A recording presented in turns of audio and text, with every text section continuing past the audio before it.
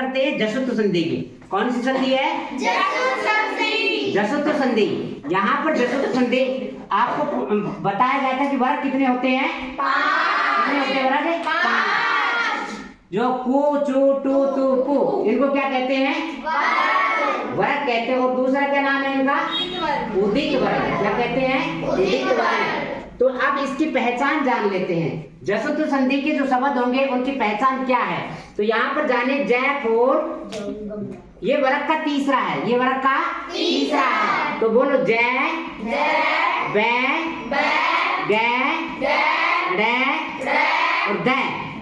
ये पहचान है। जब वर्ग का तीसरा वर्ण मिले तो आपको क्या समझना है? जसत्व संधि समझना है।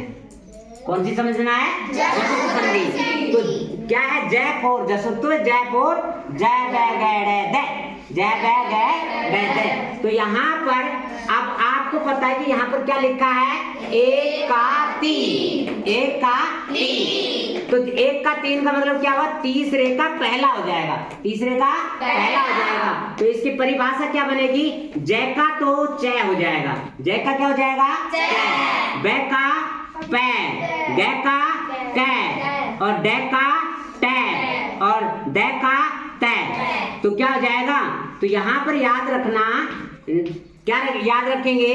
जय का चय। बोलो जय का चय, बै का पै, गे का कै, दे का तै, दे का तै हो जाता है।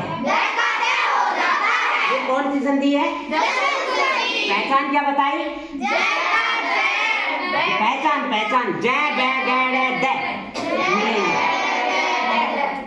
ये मिलेंगे। ठीक है, अब देखते हैं आगे। अब ये तो हो गई इसकी पहचान। अब उदाहरण के रूप में देखें तो यहाँ पर वो कह रहा है दिग्गज। क्या बोल रहा है? दिग्गज। देखो दिग्गज को जब देखते हैं तो यहाँ पर क्या पाया जाता है? यहाँ गे कमला है। गे कमला का क्या हो जाएगा? कै कमला। क्या हो जाएगा? गे कमला का संधि विच्छेद करते समय क्या हो जाएगा? कै कमला। तो इसकी संधि विच्छेद क्या होगी बच्चों? दिक। क्या बोलेंगे? दिक प्लस में गज हो जाएगा। दिक प्लस में गज हो जाएगा। ये कौन सी संधि है? जसत्व संधि है। कौन सी संधि है? जसत्व है। अब जैसे वो कह रहा है दिगंबर। क्या बोल रहा है? दिगंबर। दिगंबर की क्या होगी? दिक प्लस में अंबर। क्या हो जाएगा? दिक प्लस में अंबर। इस गे का कै बन जाएगा। गे का क्या बन जाएगा? कै। और गे में से ए की ध्वनि निकल के चली जाएगी और ये क्या बन जाएगा? अंबर। दिक प्लस में अंबर। अब जैसे जगदीश शब्द है। क्या है? जय जगदीश। जगदीश ओम जय जगदीश हरे कहते हैं ना जगदीश। आरती सुनी होगी। तो यहाँ पर दैदवाद का दैदवाद किसमें आ जाएगा? दैदवाद का तय तख्ती बन जाएगा। क्या बन जाएगा?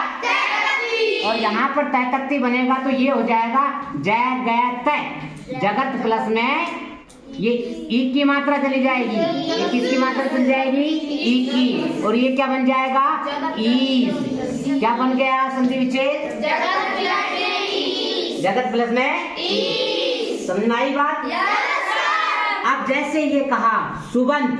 क्या कह रहा है? सुबंत। सुबंत को कहेंगे तो यहाँ पर ये बै बकरी मिल गया ना भाई। बै बकरी ये वर्ग का क्या है? तीसरा वर्ण। वर्ग का तीसरा वर्ण। जब वर्ग का तीसरा वर्ण दिया रहता है तो पूरी संधि होती है जसत्व संधि। कौन सी होती है? जसत्व संधि। तो यहाँ पर ये बै बकरी किस वर्ग में आती है? पै वर्ग में। किस में आती है? अब पै वर्ग में आती है तो इसका क्या हो जाएगा? सुप। सुप प्लस में अंत। Very good. सुप प्लस में अंत हो जाएगा सुबंत। जैसे उसने कहा और उदाहरण देखिए सड़ानन। क्या कहा? सड़ानन।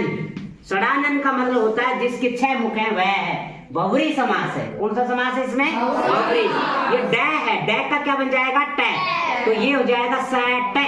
बोलो सट प्लस में। अब डा में से किसकी ध्वनि आ रही है? तो क्या हो जाएगा? आनंद। क्या हो जाएगा? ठीक है, समझ में आ रहा है? आगे देखिए जैसे उसने कहा दिग्दर्शन, दिग्दर्शन, दिग्दर्शन का संधि विच्छेद करेंगे तो ये कै कमला है, कै कमला का सीधा सा क्या हो जाता है, कै कमला, कै कमला हो जाएगा, यानी कि कै वर्ग हो जाएगा, क्या हो जाएगा, कै वर्ग। तो इसका संधि विच्छेद क्या होगा, दिग, दिग प्लस में दर्शन, बहुत बढ़िया, दिग प्लस में दर्शन हो जाएगा। जैसे वो कह रहा है अजंत, क्या कह रहा है, अजनत, अजंत शब्द कहा तो यहाँ पर जय हो, जो ये क्या है वर्ग का तीसरा, वर्ग का तीसरा है ना, तो तीसरा किस में चेंज हो जाएगा, ये जय किस में चेंज होगा, जय में, वेरी गुड। तो यहाँ अच, अच प्लस में अंत आ जाएगा, क्या आ जाएगा, अच प्लस में अंत। समझ में आया, किनके किनके समझ में आ गया, हाथ खड़े करो, सभी के समझ में आ गया। ये कौन सी संधि थी आपकी, जसत्व संधि थी, बहुत बढ़िया, बहुत अच्छी बात है। अब अगली संधि को जानेंगे, ठीक है। अनुनासिक संधि 1 का 5, 1 का 5 का मतलब क्या हुआ, वर्ग का पहला, वर्ग का पहला, वर्ग का पहला कौन कौन से अक्षर होते हैं, कै, च, ट, त, प, ये 5 ये वर्ग के पहले हैं। और 1 का 5, 5 का मतलब हुआ गे, ये, न, और न। कै का तो गे हो जाएगा, च का ये हो जाएगा, ट का न हो जाएगा, त का न हो जाएगा और प का मैं। वापिस बोलेंगे तो गे का कै हो जाएगा, ये का च हो जाएगा, अणे का ट हो जाएगा, न का त और मैं का प हो जाता है।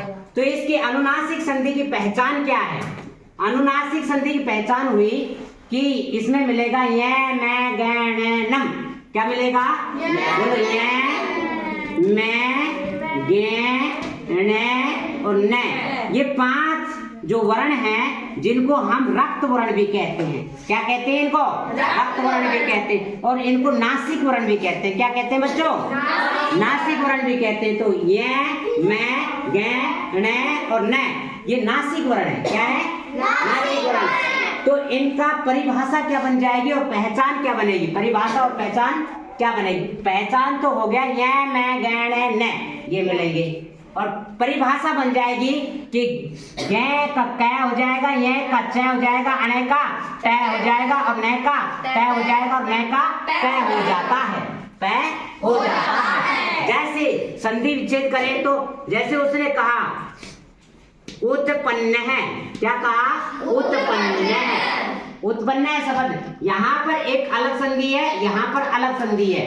यहाँ पर तो अभी बताई थी तू कैसा तब कर ले, तू कैसा तब कर ले, लेकिन यहाँ पर न के बाद में न मिल गया, न के बाद में न, नासिक वर्ण के बाद में नासिक वर्ण मिल जाता है, तो वहां पर समझना चाहिए आपके अनुनासिक संधि है, कौन सी है, अब न किसमें चेंज हो जाएगा, तय में, तो ये हो जाएगा उ, उत, उत प्लस में पत प्लस में न हो जाएगा, ये हो गया। यहाँ पर तो चतुर्थ संधि हो गई और यहाँ पर कौन सी हो गई, अनुनासिक संधि, कौन सी हो गई, न को किस में बदल दिया, तय में, न को किस में बदल दिया, तय में, ये कौन सी संधि होगी, अनुनासिक संधि, ठीक है। अब देखिए जैसे उसने कहा वांग, वांग में शब्द देखो, वांग में शब्द को जब देखते हैं, देखो ये 5वां है ना, देखो ये रहा, ये 5वां वर्ण है और ये मैं ये रहा, तो पंचम वर्ण के बाद में पंचम वर्ण मिलता है, पंचम वर्ण के बाद में पंचम वर्ण मिलता है, तो आपकी कौन सी संधि होगी, अनुनासिक। इस आधा जो अक्षर है इसको बदल दो, इसको बदल दो, ये अनुनासिक आधा अक्षर ये किस में बदल जाएगा, कै में, तो इसकी संधि विच्छेद क्या हो जाएगी, वाक, वाक प्लस में मय, क्या बन जाएगी, वाक प्लस में मय। जैसे उसने कहा दिंग नाग, दिंग नाग शब्द कहा, अब यहाँ पर देखो ये क्या है, पंचम वर्ण है और ये भी क्या है, पंचम वर्ण है, पंचम वर्ण के बाद में पंचम वर्ण होता है तो अनुनासिक संधि होती है।